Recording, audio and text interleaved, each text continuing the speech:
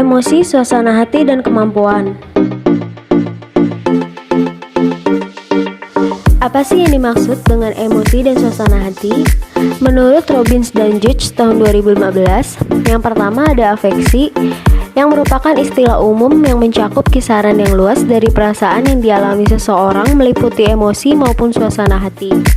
Kemudian emosi adalah perasaan intens yang diarahkan pada seseorang atau sesuatu. Suasana hati adalah perasaan yang kurang intens dibandingkan emosi dan sering atau meskipun tidak selalu muncul tanpa sebuah peristiwa spesifik sebagai stimulus.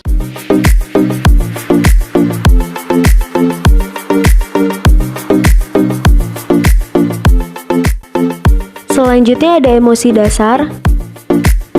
Pada tahun 1970-an, psikolog Paul Ekman mengidentifikasikan ada 6 emosi dasar yang dialami manusia.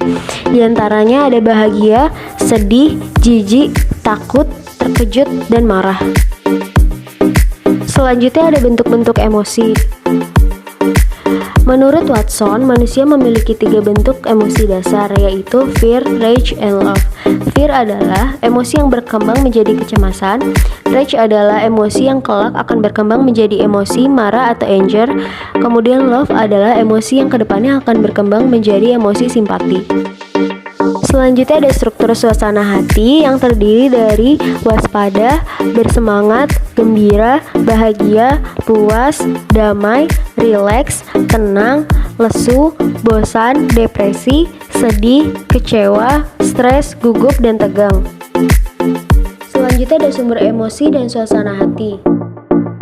Yang pertama ada kepribadian, aktivitas sosial, gender, hari dalam seminggu dan waktu dalam sehari, tidur, cuaca, olahraga, stres, dan usia. Selanjutnya apa sih kemampuan itu? Kemampuan merupakan kecakapan setiap individu untuk menyelesaikan pekerjaannya atau menguasai hal-hal yang ingin dikerjakan dalam suatu pekerjaan, dan kemampuan juga dapat dilihat dari tindakan tiap-tiap individu. Selanjutnya ada jenis-jenis kemampuan. Kemampuan intelektual adalah kapasitas untuk melakukan aktivitas mental menurut Robbins tahun 2003.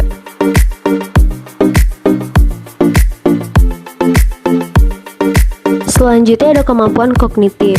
Kemampuan kognitif menunjukkan kapabilitas berkaitan dengan akuisisi dan aplikasi pengetahuan dalam pemecahan masalah. Selanjutnya yaitu kemampuan emosional. Menurut Colquitt, Lepine, dan Wesson, melihat masalah emosional sebagai tipe kemampuan atau ability yang memengaruhi tingkatan di mana orang cenderung efektif dalam situasi sosial tanpa memandang tingkat kemampuan kognitif mereka. Selanjutnya yaitu kemampuan fisik. Kemampuan fisik menurut Robbins yaitu kapasitas untuk melakukan tugas yang menuntut stamina, ketangkasan, kekuatan, dan karakteristik yang semacam dengan tingkat yang sama, bahwa kemampuan intelektual memainkan peran yang lebih besar dalam pekerjaan yang kompleks yang menuntut kebutuhan proses informasi. Kemampuan fisik mendapatkan kepentingan untuk berhasil melakukan pekerjaan yang kurang memerlukan keterampilan dan lebih terstandarisasi.